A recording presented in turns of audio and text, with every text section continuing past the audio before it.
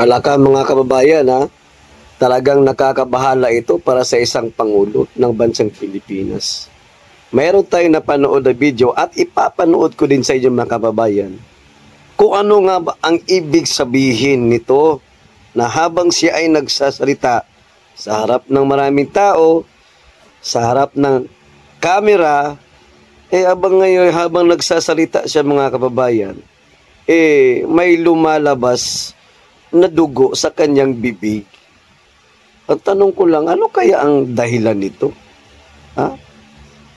Connection kaya ito doon sa kung makalat na balita mga kabayan nung nakaraang araw o nagmula pa doon sa may yung pagpunta niya sa Mindanao, lalong-lalo na doon sa Jensan at Kidapawan, na kung saan hindi natuloy ang alyansa ng Bagong Pilipinas, no? At ngayon, para bang wag nyo kasi pilitin. O, kung may sakit pa, wag nyo nang papuntahin.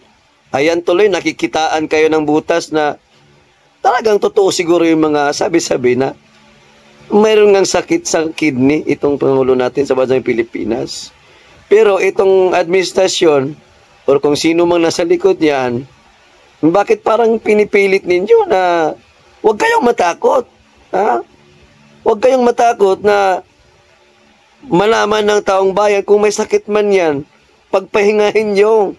O huwag yung pipilitin ninyo, patatayuin nyo dyan, magkakaroon siya ng mensahe.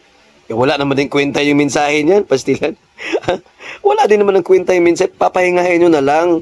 Ha? At bantayan nyo baka hindi na magising ba? Ha?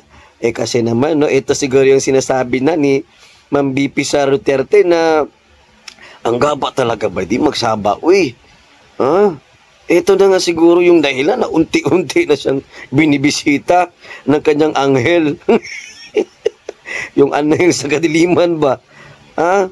Oh, kasi iisipin mo, maayos naman yung forma niya. No? Talagang maganda yung pagkaayos yung makeup artist yung buhok, okay naman. Subalit hindi natin maitatanggi itong parte ng kanyang katawan na talagang bugbog siguro sarado ba. Ewan ko na lang kung saan nabugbog. Ha? Di kaya ito na yung resulta. Nagsasabi lang ako ng nagtatanong lang naman. Baka resulta na nga ito ng ano ba, yung sobra-sobra. Huwag nyo kasing pasubraan. Magpahinga naman kayo. Ayan naman tuloy tayo kaya tuloy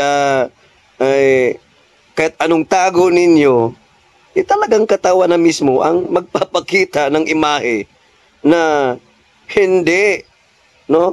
Or wala sa tamang kondisyon itong Pangulo ng Pilipinas. Ngayon, mga akansyang bagoong ng Pilipinas,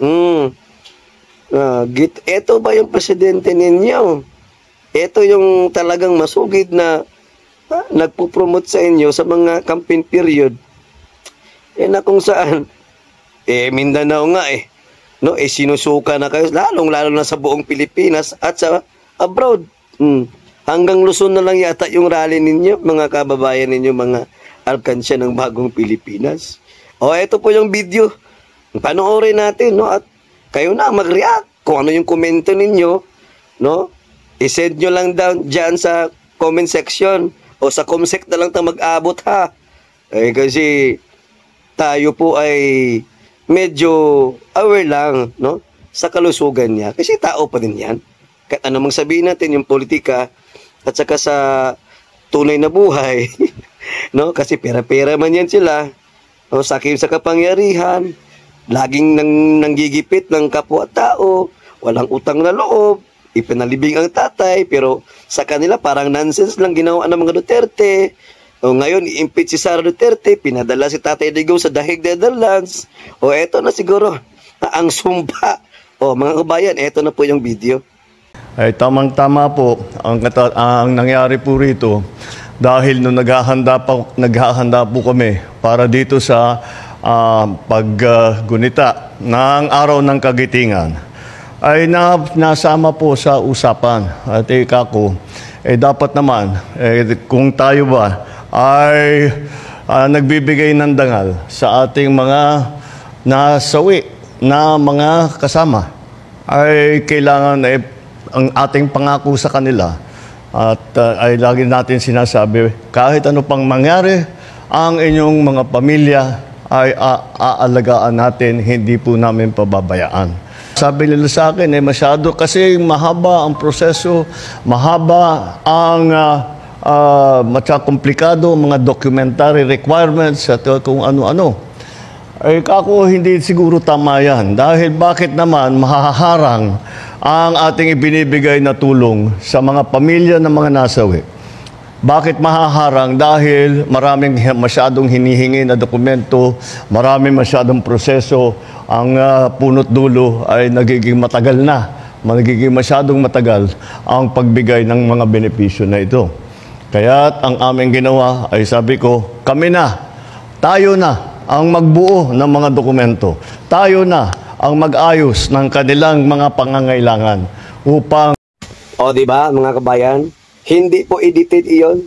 Yun po ay totoong video na sa harap ng pagkadami-daming tao doon sa kanyang talumpati, no, mukhang maayos naman siya, hindi naman siya sinuntok, wala namang sumampal sa kanya. Pero talagang unti-unti, abay namumula itong kanyang bibig. Hindi ko alam kung sa gums ba yun or ano ba kaya talaga ang totoong nangyari sa kanya, kasi medyo nawala nga yan siya no? Hindi nga siya nakarating sa doon sa KCC Mall, sa Jensan, sa Kidapawan at sa Coronadal, no? Na kung saan andun tayo, inantay natin, no, sa Jensan na sana nandun magkatotoo yung rally niya. Pero wala.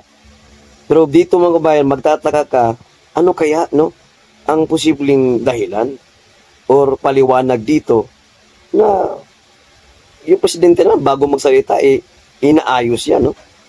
Chine-check yan. Pero ewan ko na lang, ano kaya ang, kung baga, ano kaya ang kahulugan nito, yung may lumalabas na dugo sa kanyang bibig, mga kababayan. Ito nga ba'y pahiwatig na yung kumakalat na balibalita na mayroon siyang kidney failure o kung ano man yung sakit niya, iba ka nga, ito na, no?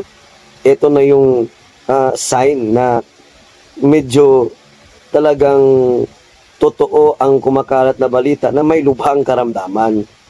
Yun naman pala, magpakatotoo kasi kayo. Aminin ninyo kung meron ng sakit, kasi hindi ninyo na itatago yan.